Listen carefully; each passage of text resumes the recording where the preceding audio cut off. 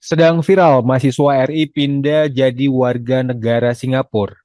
Tercatat ada sekitar 1.000 orang dari tahun 2001 hingga 2002 yang memilih menjadi warga negara Singapura. Lantas, apa yang menjadikan fenomena ini begitu marak terjadi? Saya akan membahasnya bersama Mas Peter Abdullah dari Segara Institute bersama saya di Sedang Viral. Mas Peter, apa kabar Mas? Alhamdulillah kabar baik Mas. Mas Peter, kita lihat ada fenomena mahasiswa RI yang pindah menjadi warga negara Singapura. Menurut Mas Peter, apa yang terjadi, Mas, sebenarnya? Saya kira sesuatu yang Hmm, oke-oke aja ya. Memang ya, kita selalu ya mengatakan ini bentuk brain drain ya, yaitu uh, keluarnya para intelektual kita ke luar negeri ya. uh, Tapi dan kita selalu menganggap itu sesuatu yang negatif. Tapi kalau ya, kita melihat ya, bagaimana misalnya sekarang ini fenomena di Amerika, Silicon Valley-nya Amerika itu hmm, dikuasai oleh warga-warga atau keturunan India. ya, CEO yang kelas atas di Amerika itu dikuasai oleh warga India, hmm, oleh keturunan India. Demikian ya, juga kalau kita lihat di Indonesia, kita juga dikuasai oleh orang-orang keturunan Cina, yang Chinese. hmm, Jadi kita menuju sebuah uh, kondisi di mana kita tidak lagi seharusnya mempermasalahkan siapa, orang mana, dan bagaimana. hmm, Tetapi bagaimana uh, kondisi itu kita menempatkan masyarakat kita, orang-orang kita menguasai. Ya, ya, misalnya kalau dengan sekarang ini ada ribuan mahasiswa Indonesia yang kemudian menjadi warga negara Singapura, saya membayangkan suatu saat nanti ekonominya Singapura itu dikuasai oleh mereka yang keturunan orang Indonesia. oke. Jadi kalau kita melihat dari sisi baiknya, itu adalah sesuatu ya yang baik kalau kita mau melihat dari sisi baiknya. Oke, Mas. Ini saya mencatat dari Dirjen Imigrasi, ini dari tahun 2021, 2022, angkanya meningkat. Sementara di tahun 2023 ini tercatat ada sekitar 329 warga Indonesia yang memilih menjadi warga Singapura. Kalau kita bicara soal efek ekonomi di dalam negeri, apa ini menjadi sinyal berbahaya atau bagaimana? Nggak ada sinyal bahayanya. Apa Hmm, yang kita kehilangan apa? Ya, hmm, justru kita harusnya momentum ini adalah momentum kontemplasi. hmm, Pertama yang harus kita lihat adalah mengapa dulu, mengapa mereka memilih menjadi warga negara Singapura. hmm, Tentunya ada motif ya mereka melakukan memilih untuk menjadi warga negara Singapura. hmm. Ya, tidak mungkin kan mereka lebih menderita di sana, lebih susah di sana menjadi warga negara Singapura kan? Ini yang saya catat ini kan rata-rata Gen Z ya yang memilih untuk menjadi warga negara Singapura. Kalau bicara tentang konteks pertumbuhan ekonomi di dalam negeri ke depannya, apakah Mas Peter tidak melihat ada potensi negatifnya? Kita ini begini, kita Hmm, ini kan bonus demografi. yep. Justru kita ini menghadapi masalah bagaimana kita memberikan lapangan kerja yang secukupnya kepada masyarakat kita. Kalau kita tidak memberikan lapangan kerja yang cukup, yang memadai kepada mereka, kita hanya menumpuk para pengangguran di Indonesia. Ya. Ya justru dengan mereka memilih menjadi warga negara Singapura, ya ini sekali lagi tergantung bagaimana kita melihat ya, sudut Hmm, pandangnya, mau sudut pandang positif atau negatif. Tapi kalau hmm, saya cenderung melihatnya dari sisi sudut pandang positif. Justru hmm, dengan mereka masuk ke sana menjadi warga negara Singapura, mereka akan mendapatkan pekerjaan di sana. Tetapi hmm, itu tidak akan membuat kita kehilangan potensi mereka. Sebagaimana India itu tidak hmm, kehilangan potensi dari keturunan India yang kemudian menjadi CEO, menjadi hmm. pimpinan perusahaan di Amerika, menguasai Silicon Valley di Amerika. Kita juga bisa seperti itu. Masa depan kita justru kita memiliki tanda kutip ya diaspora yang Hmm. bisa kita manfaatkan untuk kepentingan perekonomian nasional kita. Itu satu sisi. Di sisi lainnya justru kita terbantu karena Singapura pasti akan menciptakan lapangan kerja untuk mereka. Kita terkurangi beban kita untuk terkait dengan kewajiban kita untuk menciptakan lapangan kerja bagi masyarakat kita yang sekarang ini mengalami bonus demografi. Yep. Saya tidak melihat dampak negatifnya untuk pertumbuhan ekonomi kita ke depan, karena kita memang sekarang ini mengalami kelebihan angkatan kerja.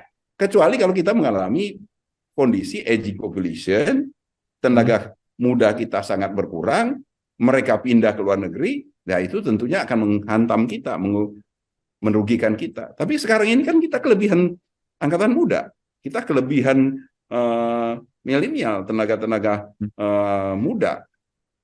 Justru kita harus memenuhi atau menciptakan lapangan kerja untuk mereka. Beban bagi kita itu, tanggung jawab kita itu. Oke, jadi justru Pak Peter setuju ketika memang ada pemerintah secara spesifik mengeluarkan kebijakan yang memang mendorong agar WNI untuk bekerja dan memilih menjadi warga negara Singapura. Itu yang mau disampaikan Pak Peter. Saya tidak mendorong, tetapi saya tidak melihat sesuatu yang harus kita keluhkan. Jadi jangan disamakan ya, saya mendorong mereka keluar negeri menjadi warga negara Singapura dengan ini kan fenomenanya sudah terjadi. Nah, fenomena yang sudah terjadi ini tidak perlu menjadi sebuah perdebatan bagi kita. Tidak perlu kita menuduh mereka tidak nasionalis, tidak perlu kita berkeluh kesah. Ya. Kita lihat dari sisi positifnya. Nah, untuk kita ya harus menjadi momentum untuk berkontemplasi, untuk kita melihat mengapa ya mahasiswa kita memilih menjadi warga negara Singapura. Ya tentunya kita harus memperbaiki diri dong. Ya, jadi jangan salah menangkap dari apa yang saya sampaikan tadi. Ya, saya tidak mendorong mereka untuk menjadi warga negara di luar negeri, pindah ke warga negaraan, meninggalkan Indonesia. Ya. Tapi saya tidak ingin juga menuduh mereka tidak nasionalis, menuduh mereka yang negatif. Saya bisa mencoba melihatnya secara positif. Dan saya mengajak kita semua untuk melihatnya secara positif. Oke. Nah, kalau kita bicara soal kebijakan pemerintah Singapura, menurut Anda apakah ada kebijakan yang memang memudahkan orang menjadi warga negara Singapura? Dan itu menjadi salah satu faktor penting. Saya kira ini bukan masalah memudahkan. Ya. Saya tidak melihat yang ada upaya-upaya memudahkan, memujuk. Ya. Walaupun ada negara seperti Kanada juga memudahkan. Tetapi saya tidak melihat untuk Singapura, kasus di Singapura, ada upaya-upaya yang sistematis memudahkan ya, untuk menjadi warga negara Singapura. Ya. Tetapi sekali lagi saya melihat ya tentunya ini ada penyebabnya ya. Ada hal-hal yang membuat mahasiswa kita kemudian memilih untuk menjadi warga negara Singapura. Oke, Anda bicara soal penyebab. Menurut Mas Peter sendiri, apa yang menjadi penyebab utama mahasiswa memilih menjadi warga negara Singapura? Ya tentunya ada sesuatu yang insentif yang mereka dapatkan, ya keuntungan yang mereka mendapatkan kalau mereka menjadi warga negara Singapura. Apakah itu dalam bentuk fasilitas? Ya karena saya tahu misalnya di Jerman itu untuk warga negara Jerman itu biaya pendidikan itu hampir nggak ada. Ya mereka mendapatkan semua kemudahan-kemudahan. Nah saya kira itu yang terjadi juga di Singapura. Ya, sementara kan mereka pasti dihadapkan dengan biaya yang luar biasa tinggi di sana, dan kalau seandainya mereka menjadi warga negara Singapura, mungkin berbagai beban biaya itu mereka bisa terbantukan. Oke, Pak Peter, ini saya mencatat ada 3 poin penting. Yang pertama biaya hidup tinggi, akses mendapatkan pekerjaan, hingga modal bisnis, serta bagaimana membangun karir. Itu menjadi alasan-alasan mengapa mahasiswa RI memilih menjadi warga negara Singapura. Nah, kalau kita bicara bagaimana ketika pemerintah memberikan jaminan untuk itu, adakah keinginan atau memang tempat untuk mereka bisa stay di Indonesia? Nah, sekarang balik lagi tadi. Apakah memang kita butuhkan seperti itu?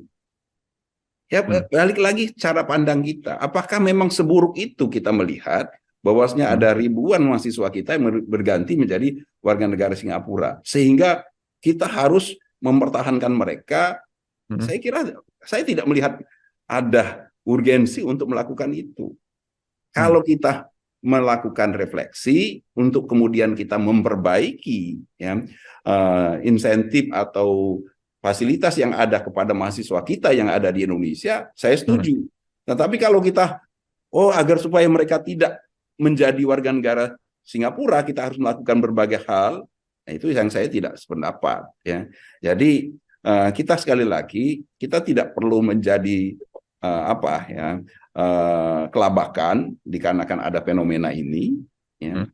Yang penting adalah bagaimana kita mencari, ya, melihatnya secara positif dan mencari upaya-upaya untuk memperbaiki sistem kita sendiri, memberikan pertama biaya hidup kita, ya, untuk biaya Hmm. pendidikan kita tekan sebaik mungkin, ya. Ya nggak harus murah karena memang di mana-mana yang namanya biaya perguruan tinggi itu pasti mahal. Tetapi sistem pendidikan kita secara keseluruhan memang harus kita tinjau kembali. Kemudian bagaimana kita bisa menyediakan lapangan kerja di Indonesia itu yang bisa menjanjikan. Sekarang ini kan mereka memilih di sana karena mereka kan pengen kerja di sana. Oke. Kalau mereka Oke. pengen kerja di Indonesia, mereka nggak mungkin ke sana. Nah, Hmm. kenapa mereka ingin kerja di sana? Karena lapangan kerja di Indonesia tidak cukup menjanjikan. Berarti yang harus kita perbaikan di Indonesia. Bagaimana kita Oke. bisa menjanjikan lulusan-lulusan perguruan tinggi kita bisa mendapatkan pekerjaan yang layak. Itu yang harus kita Oke. perbaiki. Ya, kemudian ya itu tadi jenjang karir, Hmm. kesejahteraan bagi tenaga-tenaga profesional kita harus kita perbaiki. Hmm. Bisa bersaing, kamu nggak perlu untuk bisa sejahtera, kamu tidak perlu harus meniti karir di Singapura. Kamu Hmm. bisa meniti karir di Jakarta, di kota-kota besar di Indonesia, dengan tingkat kesejahteraan yang tidak kalah kalau kamu bekerja di Singapura. Itu yang harus kita ciptakan. Oke, Mas Peter. Kalau kita bicara soal 5 tahun ke depan, 10 tahun ke depan, atau 20 tahun ke depan, dan kita bicara soal pertumbuhan ekonomi kita bicara soal tenaga ahli, apakah Mas Peter nggak melihat bahwa mahasiswa-mahasiswa di Singapura ini merupakan uh, generasi-generasi yang sangat suatu saat nanti bisa menopang ekonomi Indonesia lebih baik ke depan? Mereka di Singapura pun, mereka masih bisa menopang kita. Hmm. Mereka masih bisa membantu kita. Kita belajarlah bagaimana India itu memanfaatkan secara penuh para profesional yang ada di India. Para Oke. profesional India keturunan India yang ada di Amerika. Yep. Itu luar biasa besarnya manfaatnya. Jadi, sekali lagi, kita tidak kekurangan tenaga yang berpotensi di Indonesia. Hmm. Ratusan ribu itu tidak sebanding dengan jutaan milenial kita. Tidak akan mengurangi kita. Jadi jangan berpikir bahwasanya ada ratusan ribu mahasiswa kita yang menjadi warga negara Singapura, kemudian kita kehabisan stok. Jangan berpikir seperti itu. Kita masih punya jutaan di Indonesia. Justru dengan kita menempatkan, mereka itu kan masih punya keluarga di sini di Indonesia. Ya, mungkin orang tuanya masih warga negara Indonesia. Mungkin om tantenya masih warga negara Indonesia, ya. Dan mereka, saya yakin, masih punya kecintaan kepada Indonesia. Justru dengan mereka 10 tahun lagi menjadi para profesional di Singapura, dan kita juga tumbuh menjadi negara yang maju, ini kita bisa berkolaborasi, ya, bisa bersinergi dengan Singapura, karena yang menguasai Singapura keturunan kita. Jadi kita sekali lagi kita lihatlah dari sudut pandang yang positif. Oke. Anda mau bilang kalau ini juga fenomena ini juga bagian dari kritik terhadap pemerintah yang tidak menyediakan lapangan pekerjaan kepada tenaga-tenaga ahli yang datang dari luar dan kembali ke Indonesia. Begitu, Pak Peter? Saya tidak mengatakan secara langsung seperti itu karena kondisi kita sekarang ini kan kita tidak bisa menyalahkan siapa-siapa. Ini kan adalah hasil proses panjang, ya. Bahwasanya perekonomian kita sekarang ini mengalami yang disebut deindustrialisasi dini, sektor industri kita tidak berkembang, itu kan kita tidak bisa menyalahkan satu pihak, dua pihak. Itu adalah proses panjang yang sudah kita alami, yang seharusnya kemudian menjadi bahan untuk kita koreksi, kita perbaiki ke depannya. Oke, baik. Mas Peter, Anda tadi mengatakan bahwa tenaga ahli di Indonesia juga tidak kurang. Anda punya data soal itu dan bisa dipertanggungjawabkan misalnya? Sederhana sebenarnya, sudah terbukti, ya. Banyak hal yang sudah kita create di Indonesia, ya. Banyak hal yang sudah kita lakukan di Indonesia. Ada, ya, saya mungkin tidak hafal dengan satu persatu, tapi saya di dalam pengalaman saya bertemu dengan para profesional muda, para tenaga ahli muda, ya, yang dengan gagasan-gagasan yang cemerlang itu banyak sekali, ya. Tapi masalahnya sekali, kalau sederhananya yang paling gampang kita lihat kan di fenomena startup. Startup kita itu membuktikan bahwasanya kita tidak pernah kekurangan ahli. Tinggal bagaimana kita memberikan tempat, wadah bagi mereka untuk berkembang. Baik Mas Peter, kalau kita bicara soal dukungan dari pemerintah, apa ekspektasi Anda dari pemerintah terhadap tenaga-tenaga ahli yang tadi Anda bilang di dunia startup itu? Di dalam ekonomi makro secara sederhananya ada begini, ya. Pemerintah yang kita butuhkan hanyalah memberikan wadah, memberikan kesempatan, yang memberikan dukungan dengan berbagai fasilitas agar supaya mereka bisa menuangkan semua pemikiran-pemikiran mereka. Ya, mereka bisa mewujudkan dari potensi menjadi sesuatu yang real. Ya. Pemerintah harus bisa mengakomodasi itu, bisa memberikan fasilitasi.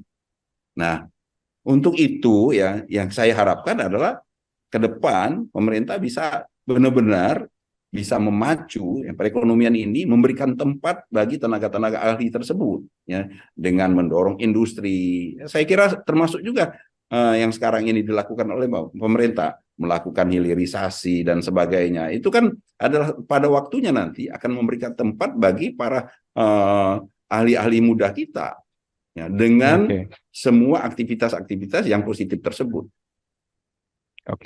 Ini yang dimaksud dengan Pak Peter bahwa ada kebijakan yang spesifik untuk mendorong generasi-generasi muda Gen Z ini untuk tidak memilih atau tidak keluar negeri mencari peruntungan yang lebih baik.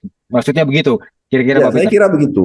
Selama kita bisa memberikan mereka itu tempat di dalam negeri yang terbaik, yang memberikan prospek, memberikan peluang untuk mereka berkembang, ya, memanfaatkan atau mewujudkan semua potensi mereka, saya kira mereka tidak perlu memilih untuk keluar negeri.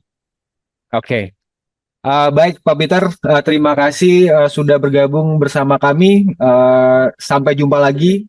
Salam SCTV, Pak Peter. Salam, Mas.